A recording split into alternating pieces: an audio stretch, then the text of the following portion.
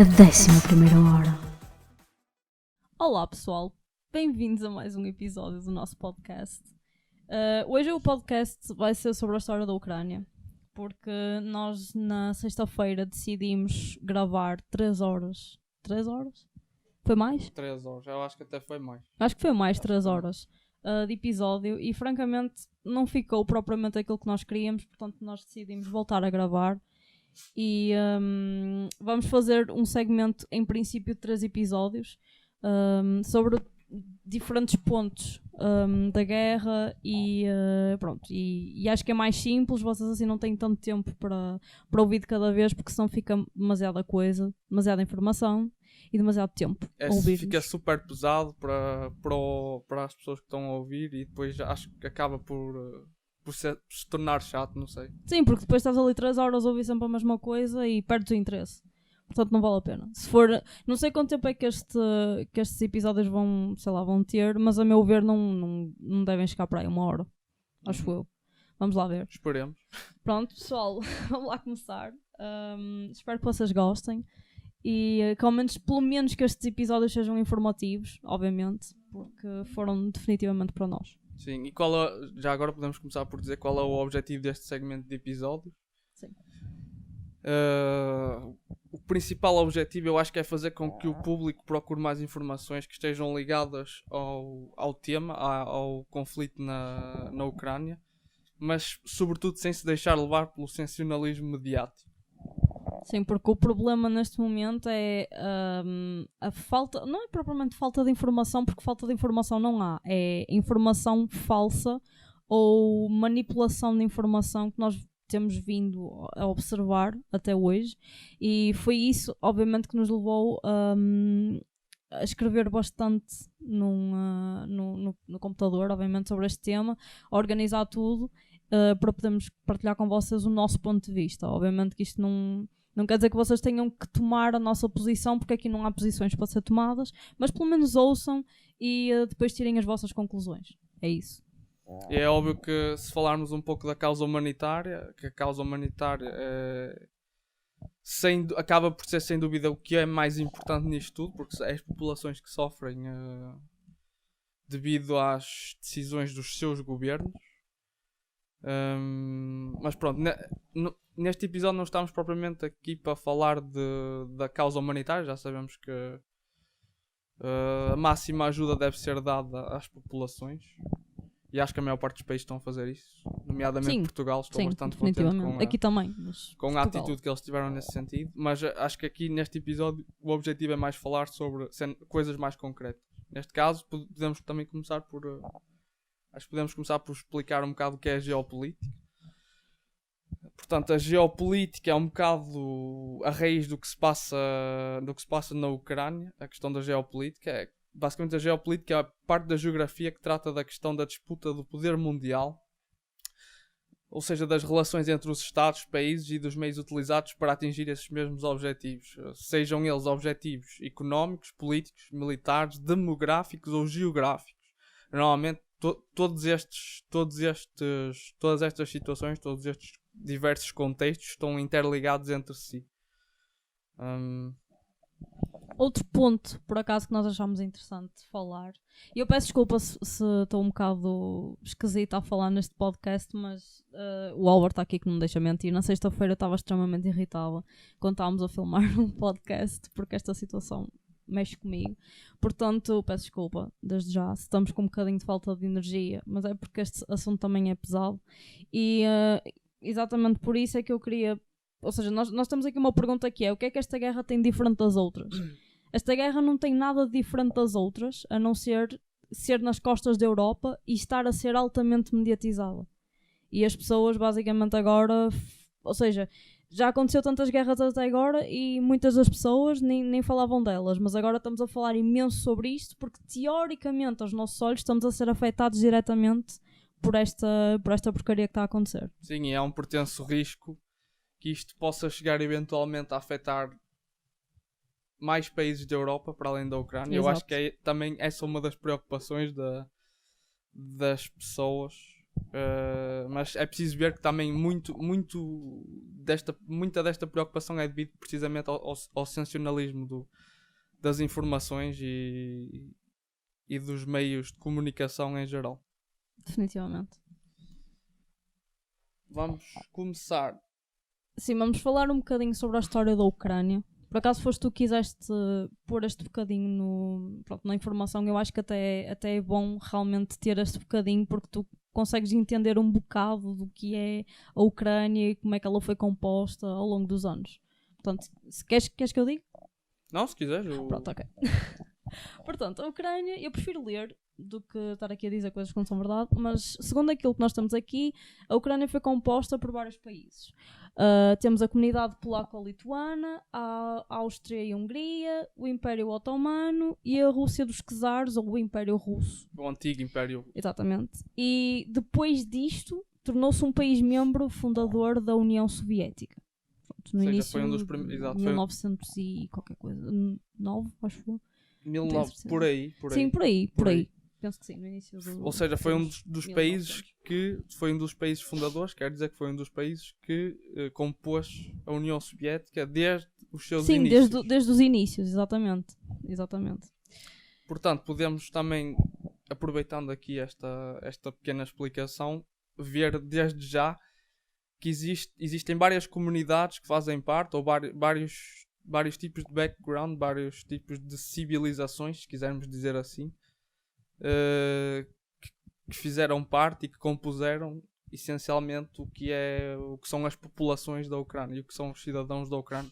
São cidadãos que vieram precisamente de várias zonas diferentes e várias sociedades diferentes, se quisermos dizer assim. Exatamente. E se calhar, obviamente, isto são suposições, não estou a dizer que isto é verdade, mas se calhar por terem tido tantas influências de tanta coisa, diria eu que é possível que as pessoas se sintam um bocado perdidas e sem identidade própria, digo eu. E se calhar isso, em termos sociais, leva a que haja excessos e que as pessoas acreditem em certas coisas, assim, de maneira fácil, realmente para terem uma identidade própria. E eu explico porquê. Porque não sei se vocês sabem, mas houve, e há neste momento, mas houve um início de nazismo na Ucrânia no tempo da Segunda Guerra Mundial. Exatamente, especialmente quando da criação da Alemanha nazi. Sim. Eles estão lá desde o princípio da segunda Grande Guerra Mundial. Sim. E é infelizmente uma questão que podemos até dizer que nasceu com a Ucrânia, praticamente. Eu penso que sim, porque eu acho que foi mais o facto da Segunda Guerra Mundial ter sido complicada para toda a gente, percebes? Mas complicada a todos os níveis, que fez realmente com que a Ucrânia se ligasse indiretamente ou diretamente, vamos ver, a esse tipo de ideologia. Eu acho que na altura, principalmente depois da criação da União Soviética e com o clash entre a União Soviética e a Alemanha nazi, isso tornou-se cada vez mais evidente. Sim, definitivamente, exatamente. Portanto, eu quero só salientar aqui um nome que eu acho importante, eu não sei se vocês conhecem. O Stepan Bandera é um dos nomes, eu penso que pelo menos foi o nome mais evidente que nós tínhamos aqui nas nossas pesquisas. Portanto, eu vou ler só aqui um bocadinho de quem era o Stepan Bandera. Foi o grande responsável pelos massacres de civis poloneses e parcialmente, peço desculpa, pelo Holocausto na Ucrânia. Eu confesso que sei muito de história, mas por acaso não sabia mesmo que tinha havido um Holocausto na Ucrânia, porque acho que isso não é ensinado nas aulas de história, posso estar completamente enganada, mas pelo menos eu não sabia. Eu acho que eles falam um bocado nesse aspecto, mas não muito em detalhe. Concentram-se essencialmente na parte alemã e na parte da Polónia também. Sim, exatamente. Principalmente até na parte da Polónia, penso. É o que é mais falado. Sim, mas acho que há falta mesmo de informação em relação a isso. Focamos-nos muito na Alemanha nazi, obviamente que foi extremamente importante e que teve pela Europa inteira, mas esquecemos também que houve inícios radicais noutros países para além da Alemanha. Por isso, obviamente, é que nós estamos a falar sobre isto, porque isto também está em relação com aquilo que se está a passar agora na na Ucrânia nos tempos atuais. Totalmente. Portanto, segundo as nossas notas, o Stepan era um líder do ramo militante e terrorista da Organização dos Nacionalistas Ucranianos. Tornou-se um colaborador nazista que viveu com os seus deputados sob a proteção alemã após o início da Segunda Guerra Mundial. Foi ele também quem esteve por trás de uma das declarações da independência ucraniana. E basicamente ele e as pessoas que o seguiam compartilhavam uma obsessão fundamental, a noção de que os judeus na Ucrânia estavam por trás do comunismo e do imperialismo stalinista e deviam ser destruídos. Sim. Pronto. Isso era obviamente aquilo que os levava, não faz sentido nenhum, mas era o que os levava realmente a continuarem com as suas estupidez e perseguir pessoas e matar pessoas. Eles reportam-se um bocado também à questão do Holodomor, que foi basicamente um período em que houve um período de fome na Ucrânia. Também durante esse mesmo período da Segunda Guerra Mundial, porque supostamente os judeus tinham ao cargo a questão de tudo que era contas, tudo que era não era parte financeira. Sim, na parte altura, financeira. Exatamente. Eles ocupavam esses cargos. É por essa mesma razão que eles, ou pelo menos é a razão apontada, a razão histórica apontada é essa. Os judeus realmente fazerem parte dessa questão financeira durante todo esse período. Exatamente. Portanto, eu não sei se vocês sabiam, mas eles prometeram trabalhar em estreita colaboração com o Hitler, ajudaram a lançar um pogrom, ou seja, o objetivo desse pogrom era destruir e massacrar, e que matou 4.000 judeus de Lvov em poucos dias, usando armas que iam desde revólveres a postes de metal. Judeus em Lvov, desculpe. Não, judeus de Lvov. O que estava aqui. Ok, 4.000 judeus de Lvov, peço ou desculpa. Lviv, há quem diga das duas formas. Peço que desculpa. Precisamente no oeste da Ucrânia, na parte da Galícia. Sim, exatamente. Portanto, erro do meu texto, peço imensa desculpa. E aquilo que eles disseram foi: deitaremos as suas cabeças aos pés de Hitler. Proclamavam um panfleto bandeirista aos judeus ucranianos, e isto tudo infelizmente contribuiu para o aumento da russofobia e antissemitismo que ainda hoje se vive, obviamente, mas é pena, mas pronto. Vou só salientar que para todas estas informações nós vamos ter ou documentários ou artigos que vocês depois podem consultar na internet em geral. Vamos deixar os links na descrição. Sim, nós, por favor, vejam os documentários que nós deixamos no fim, ou leiam os artigos, porque obviamente nós estamos a fazer um resumo de tudo. Especialmente o Ucrânia on Fire, acho que é super importante, e eu acho que esse documentário, esse e o Revealing Ukraine, que é o documentário que foi feito pelo mesmo autor, mas uns anos a seguir, acho que em 2019, que é não me lembro agora do nome dele. Não me lembro o nome, mas é um americano. Oliver Stone. Isso, ok. Oliver Stone. E só esses dois documentários mostram-vos o panorama praticamente completo. Acho que eles só não mostram a questão dos campos para jovens, campos de treino militar neofascistas que existem na Polónia exatamente, que existem na Polónia e na Ucrânia há algum tempo já, desde praticamente 2014, 2015, se não antes.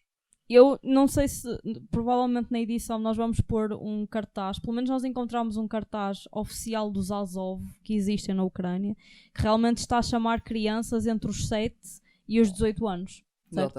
Exatamente. Portanto, nós em princípio vamos pôr algumas imagens para vocês verem de que é que nós estamos a falar, e para ser também mais fácil em termos visuais, obviamente, para não sermos só nós aqui a falar, mas pronto. Também é importante dizer que nos médias eles falam já bastante nos Azov, mas existem muito mais grupos para além deles. Sim, não são os únicos. O C14, o grupo Aidar também. Sim, existem alguns, por acaso não pusemos aqui a lista. São todos basicamente derivados das organizações, das várias organizações nacionalistas ucranianas. Sim, ultranacionalistas, exatamente. E o que é que se pode dizer mais nesse aspecto? Eu acho agora tens aqui a parte do sistema governativo da Ucrânia. Se quiseres falar sobre isso, começa a Ucrânia, começa aqui. Tens esse bocadinho de texto que se quiseres falar um bocadinho sobre, basicamente, sobre isso. Reportando-nos um bocadinho que foi dito no início, em que a Ucrânia foi composta de várias civilizações diferentes, podemos facilmente perceber porque é que ela nunca foi muito estável, especialmente a nível de governos, até porque ora pertenciam aos alemães, ora pertencia a outro império, neste caso os impérios otomanos também, da Áustria-Hungria, ora pertencia à Rússia. Daí termos dito que provavelmente a falta de identidade deles, percebes, por estarem sempre de um lado para o outro, levou a que eles realmente seguissem esse tipo de vias mais ultranacionalistas. Digo eu, obviamente Sim. não é uma desculpa. E eu acho que também, tendo em conta a linha de tempo e a história, acho que o período mais estável deles até foi mesmo quando eles fizeram parte do aglomerado da União das Repúblicas Socialistas Soviéticas. Segundo a nossa pesquisa. Nós não estamos aqui a pôr a nossa opinião porque pessoal. basicamente existia um governo factual. Exato. E que, bem ou mal, impunha uma certa ordem na questão. Claro que depois, com o conflito entre a Alemanha nazi, que nós também já mencionámos, e a União Soviética, houveram sempre pessoas que ficaram mais do lado dos alemães e pessoas que ficaram mais do lado russo. Por acaso também acontece aqui um bocado na França, por causa das invasões da Alemanha aqui. Nós tivemos exatamente na parte onde nós estamos, tivemos imensos alemães aqui. Era só uma parte. Por acaso acho curioso que também não é só aí que acontece aqui também. Sim. E não te esqueças também que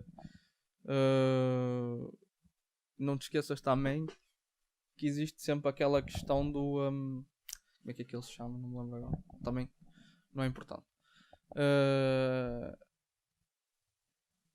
Passando para aquela parte em que aconteceu a queda em que houve o desmantelamento, se quiserem, da União Soviética em 1991. Mais uma vez tornou-se um país perdido em termos de direção governativa e que recebeu muitos dirigentes e governos sucessivos que na verdade nunca levaram a Ucrânia em direção alguma.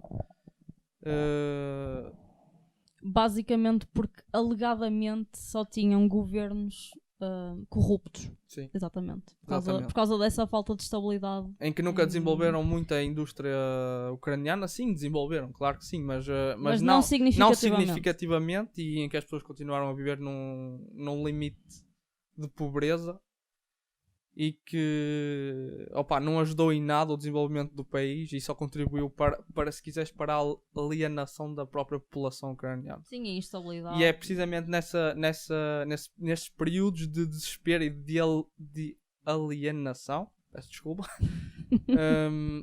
que podíamos estar mais suscetíveis a aderir a ideias um pouco perigosas. Exatamente o que eu disse. Exatamente, é isso, mas é verdade. Infelizmente é...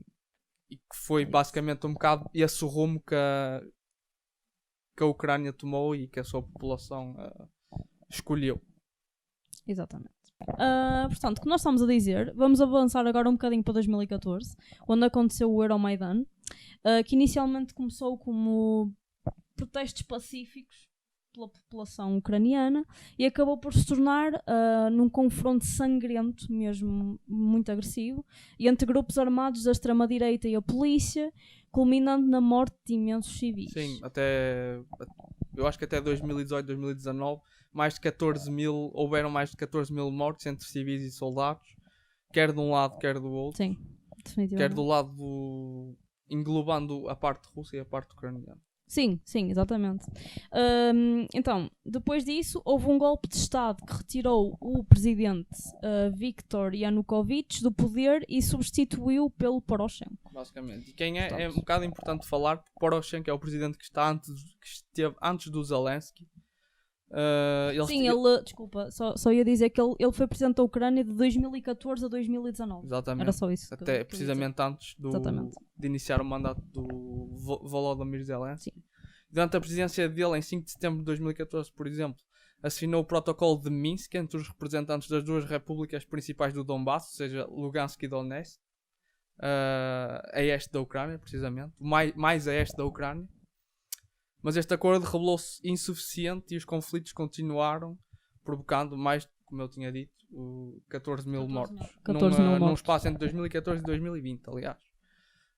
Foi um presidente que apoiou abertamente a violência no Donbass, dizendo num discurso: os ucranianos de leste não terão direito a trabalho, a reformas, não terão pensões para reformados, as crianças deles ficarão em caves e não irão à escola, porque eles não sabem fazer nada. E é precisamente assim que vamos ganhar esta guerra. Mais uma vez, como vocês podem ver, promoção da russofobia. Exatamente. E por acaso, eu só ia dizer que nós temos aqui a ponto no nosso texto uma curiosidade. Vamos deixar em imagem também. Vamos deixar aqui a imagem. Houve a fixação de um cartaz em 2014 por Igor Kolomoisky, o dono do private bank ucraniano, que diz o seguinte: $10.000 por um russo. Isto está num vídeo feito pelo Mint Press. Exatamente penso que é pessoal russo mesmo que também está a falar com o Mint Press. Estão nos Estados Eles Unidos. confirmaram isto, não somos nós que estamos a inventar, eles confirmaram isto, mas pode-se ver mesmo claramente um cartaz no meio da rua que diz que estão a dar 10.000 dólares por um russo. Se isto não é russofobia, eu não sei o que é. Exato. Sobre o Igor Kolomoisky, nós vamos falar num dos outros episódios, mas assim para resumir, foi essencialmente a pessoa que financiou a campanha do Volodymyr Zelensky na sua ascensão até presidente da Ucrânia.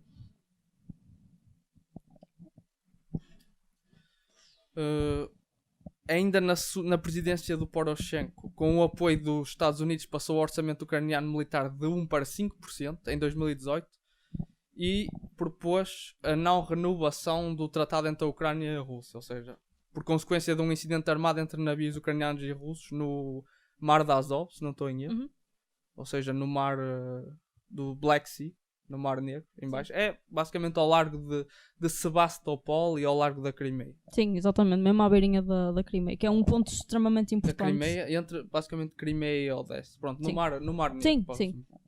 Basicamente o que aconteceu foi alegadamente está presente no documentário, mas alegadamente um navio ucraniano que chocou diretamente com um navio russo e a partir daí, pronto, houve um conflito mais uma vez entre os dois países. E se vocês quiserem saber mais sobre isto, tal como o Albert estava a dizer, isto é falado no documentário Ukraine on Fire. Vocês têm mesmo tudo. Portanto, neste caso, essa parte é no Revealing Ukraine.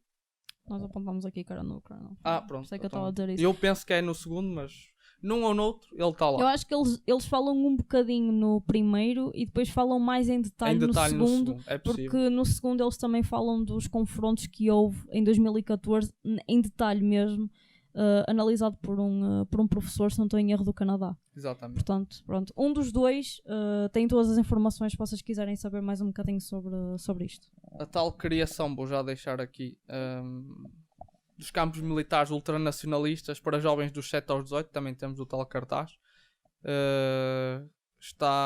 Foi criado a partir de 2015, chama-se Azov Youth, ou seja, Juventude Azov. Também a partir do início da sua presidência. Exatamente. Também é importante salientar que, mais uma vez, e apesar das suas políticas económicas promissoras no início da sua presidência, o seu governo foi marcado por uma onda de corrupção, quando este, por exemplo, recebeu apoios do Fundo Monetário Internacional para melhorar o país fiscal e socialmente, mas Poroshenko introduz uma política de austeridade económica, que podemos dar aqui também um exemplo, por exemplo, aumentando o preço de gás e alimentos, quando o gás era um dos setores que estava a ser financiado precisamente pelo FMI, por esse Fundo Monetário Internacional, fazendo prova da corrupção, essencialmente. Mais uma vez, infelizmente. O presidente que se segue, então, em 2019 é o Zelensky. Pronto. Acho que esta parte aqui é mais a tua... Sim, secção. Sim. Eu fiz alguma pesquisa sobre o modo de operação dos grupos paramilitares nazis. Não. Está para continuar. Portanto, eu vou dizer alguns pontos que eu tenho aqui. Eu prefiro ler, tal como eu disse, do que estar a dizer porcaria. Portanto, vamos começar por... Eles gostam de se infiltrar em manifestações pacíficas para causar o caos, como vocês viram na parte de 2014. Fiz também um bocadinho de pesquisa em relação a prisões ilegais que eles têm. Por exemplo, no aeroporto de Mariupol tem uma prisão chamada de biblioteca, alegadamente, mas tem provas disso, mas pronto. Onde capturam cidadãos e os torturam de formas terríveis durante dias, semanas, e muitos deles não chegam a sair de lá vivos. Eles são abertamente hostis à democracia, fazem parte da estrutura da Guarda Nacional, subordinada ao governo e à Constituição da Ucrânia. Há mais de 104 mil homens, segundo o relatório da ONU. Sim, não são aqueles 2% que eles dizem que aparecem nas eleições. Claro que uma pessoa sabendo que são nazis, obviamente não vai votar neles, mas o que é certo é que eles estão por trás de todos os acontecimentos na Ucrânia. Sim. As pessoas capturadas por eles, a maior parte pelo menos, são cidadãos ucranianos, e as milícias de extrema-direita demonstraram o núcleo central do seu objetivo, que é o etnocentrismo e a proposta de nacionalismo monoétnico. Usam como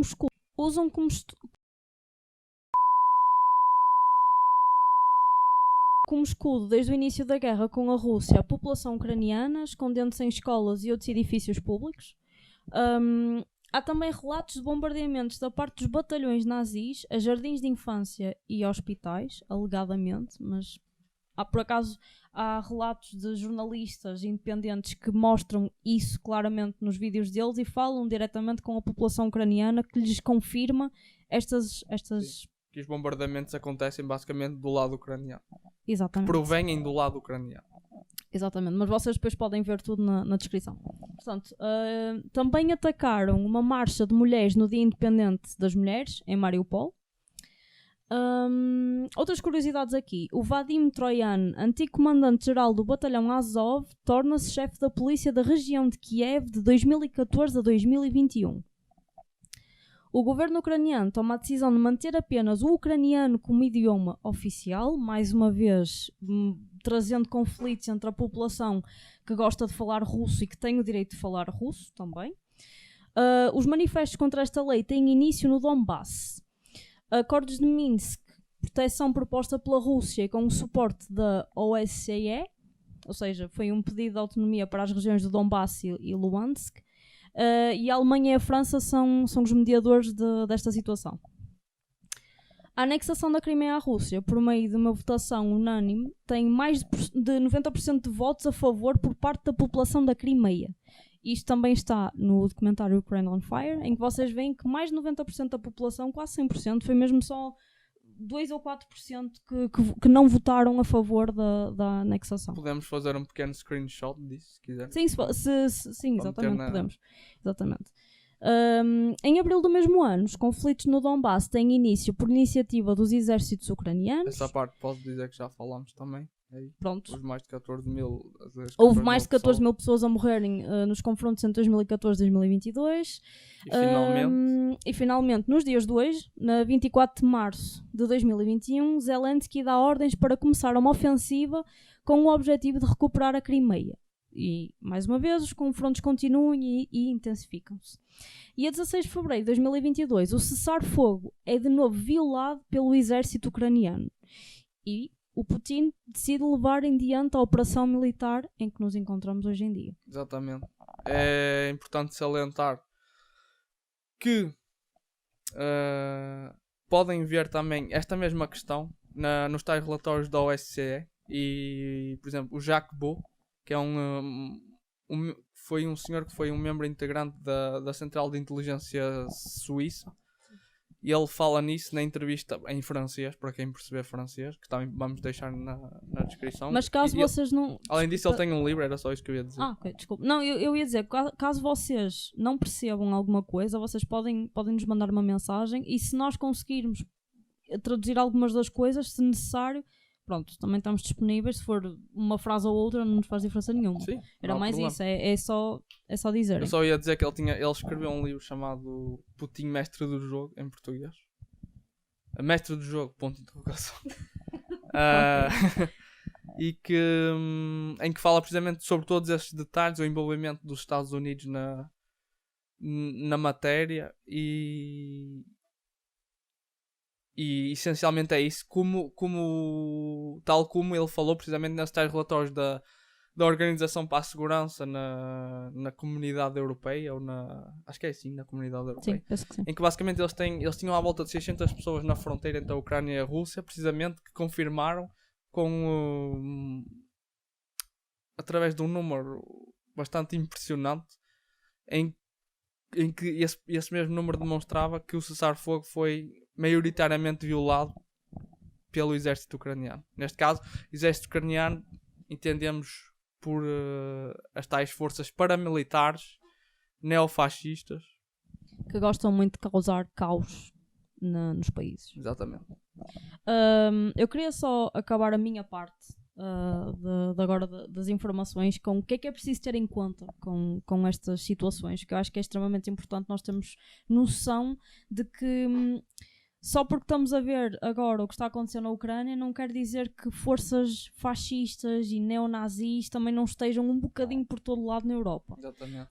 Portanto, eu fiz por acaso aqui uma parte que também engloba a França e só um bocadinho de Portugal, mas eu vou só ler para vocês terem a noção daquilo que eu estou a dizer. Portanto, como eu estava aqui a dizer, é preciso ter em conta que a extrema-direita está a ganhar muita força, mas a passos largos. Não só em Portugal, mas também aqui, em França. Portanto, há um partido de extrema-direita chamado inicialmente de Génération Identitaire, Geração Identitária, penso que é assim a tradução. Por assim dizer. Que foi dissolvido pelo governo francês, se não estou em erro, pelo Macron. Durante a presidência do Macron, exatamente. Sim. E recentemente, segundo alguns artigos que eu li em novembro de 2021, se não estou em erro, mudaram o nome para os Les Natifs, ou seja, os nativos. Só pelo nome vocês já estão a perceber que caminho é que eles estão a levar, não é? Pronto. Estes grupos são antifeministas, antidiversidade, anti-imigração, fazem ameaças e veneram as ideias nazis, e eu por acaso encontrei um artigo muito interessante francês que vou deixar também na descrição, se vocês quiserem ler, podem até traduzir, que tem imagens exatamente daquilo que eles enviam a grupos privados e que têm, ou seja, que estão a falar entre pessoas, entre eles, desculpem, e têm imagens horrorizantes mesmo. Horrorosas lá dentro. Eles tiveram a fazer, por exemplo, só aqui para acrescentar um ponto, tiveram a fazer congressos na Suíça. Sim. Em que basicamente a apelar a este tipo de ideologia, e que estiveram também na fronteira, por exemplo, da Suíça com a França. Penso que na parte italiana, para, por exemplo, impedir imigrantes italianos de passar a fronteira. Eu acho que há um vídeo sobre isso que eu vou tentar encontrar. Se nós encontrarmos, nós pomos tudo na descrição, que realmente mostra que eles estão nas fronteiras com carros e não sei se têm armas, não tenho a certeza. Mas acho que armas não, é isso, não tenho a certeza, não tenho a certeza disso, não sei se estou a confundir vídeos, mas sei que eles estavam nas fronteiras a barrar a passagem de pessoas para aqui. Portanto, e queria só acabar por dizer que em Portugal também temos partidos nacionalistas, alguns deles, mas o que está a ganhar mais força é o Chega. Sabes que quando não tens lugar noutros partidos, tens de arranjar um tachinho no outro lado. Pois, e pronto. Mas isso a frase do tacho é a minha favorita, mas infelizmente sabes é verdade. Que, curiosamente, tacho e facho rima. Olha que grande ligação que tu fizeste. Exatamente. Se quiseres eu posso agora falar só nesta sim, pequena parte sim. para terminar. Queria só que tu acabasses o episódio com esta reflexão. Há um senhor que também escreveu um livro, mas não me recordo agora do nome da obra, mas ele chama-se Gérard Chalion. É um geoestratega francês, em que também tivemos a ver um vídeo, uma entrevista com ele, e que ele disse uma frase bastante interessante que nós deixámos aqui como basicamente conclusão deste nosso primeiro episódio, e que diz assim, vou passar a citar: hoje no Ocidente, em matéria de demografia, passamos de 33% a 12% no que se consideram os brancos ocidentais caucasianos, e na Europa de 25% para 7%. Ora bem, o que é que isto significa? Que em termos demográficos, foi ele que disse, eu não estou a dizer nada. Sim, atenção, foi ele que disse. E está mesmo nos relatórios demográficos, já não sei em que em que site ou em que relatório em específico, mas teria de voltar a ver o vídeo, em que basicamente o que eles consideram brancos ocidentais ou caucasianos, vamos dizer que é a maior parte das pessoas na Europa, diria, e nos Estados Eu Unidos. penso, sim. Mundo Penso que ocidental, sim. eu diria. Sim, mundo ocidental, exato. Ou seja, que são considerados brancos de origem, se é que isso existe, isso para mim nunca Sim, existiu era mais isso que eu ia dizer, ok, isso é muito relativo, mas... E na Europa que passou de 25% para 7%, ou seja, isto aqui acho que mostra bastante bem o porquê da necessidade de emancipação das forças ultranacionalistas neonazis. Porque é precisamente essa a ideologia que eles defendem. Exatamente. Até porque eles consideram que pessoas, por exemplo, mestiças e de origem afrodescendentes, por exemplo, são pessoas que não são, ou judeus mesmo, neste caso judeus, e curiosamente, não curiosamente, porque aí é mais uma questão de ideologia política, mas neste caso os russos também, e que todos estes grupos étnicos seriam grupos menos dotados de inteligência para fazer avançar a sociedade no sentido do desenvolvimento, se quiserem. Isto não somos nós que estamos a Exatamente. dizer, foram pesquisas que nós fizemos, isto são coisas ditas por extremistas, neonazis e fascistas. Atenção, não somos nós que estamos a dizer, é só para que fique claro que nós simplesmente estamos a passar informação que nós temos encontrado. É Exatamente. só isso. Da mesma forma que estamos a tentar ser o mais imparciais possível, não estamos Sim, de e um lado nem do outro. analisar tudo o que nós conseguimos analisar. Porque eu obviamente. acho que por simplesmente apoiar qualquer que sejam os lados é apoiar abertamente a guerra, guerra. a fome, a injustiça Exatamente. e tudo o que nós vamos sofrer daqui E em não diante. há maneira mais inteligente de poder ajudar do que se informar corretamente sobre o que é que se está a passar. E questionar, minha gente. Questionar é muito importante.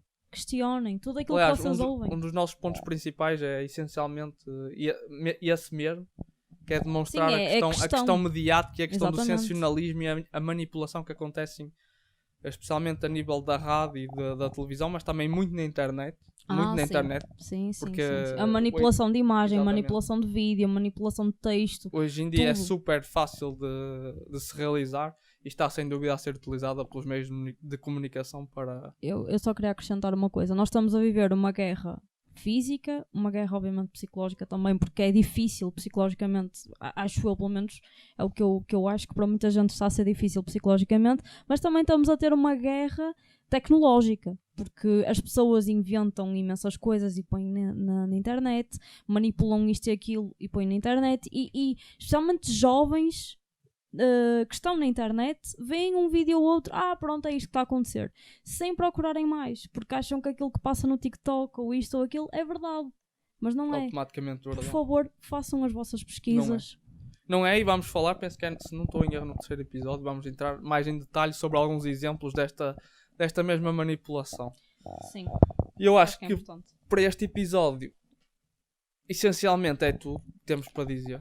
Nós também não nos quisemos massacrar muito, entre aspas, com muita informação. E é super cansativo, há imensa informação Exatamente. disponível, ao contrário do que a maior parte das pessoas dizem também. Mas há imensa informação que é preciso detalhar e definir, cruzar dados, exatamente, bem e definido, cruzar. para chegarmos ao que poderemos dizer que será o mais próximo da verdade. Exato, porque não há verdade absoluta, mas há uma fração muito próxima daquilo que nós podemos achar que realmente é a verdade. Exatamente. E eu também só queria acrescentar, se vocês tiverem questões, sigam-nos no Instagram, eu deixo tudo na descrição. Se vocês tiverem questões ou se vocês quiserem acrescentar alguma coisa, ou mesmo até depois dos 3 episódios, se vocês quiserem que nós façamos um segmento de perguntas e respostas, estejam à vontade, deem sugestões e nós realmente podemos aprofundar ainda mais a nossa pesquisa para poder responder a algumas das vossas questões, caso elas existam. Portanto, Pronto. E ficamos É por isso. aqui. De nossa parte, obrigado por terem estado connosco. obrigada também por terem subscrito ao canal, por terem gostado do nosso primeiro vídeo, por também, provavelmente, alguns de vocês nos seguirem nas redes sociais. Não era todo também a nossa ideia falar propriamente neste tipo de assuntos, porque somos um canal que é suposto ser mais divertido, mais tranquilo. Mas achámos por bem que era super importante em tempos como os que vivemos atualmente falarmos Exato. um bocado neste tipo Exatamente. de assunto. Pronto. Portanto, pessoal, muito obrigada. Até à próxima. Fiquem E bem. vemo-nos na próxima parte deste segmento. Beijinhos. Bye.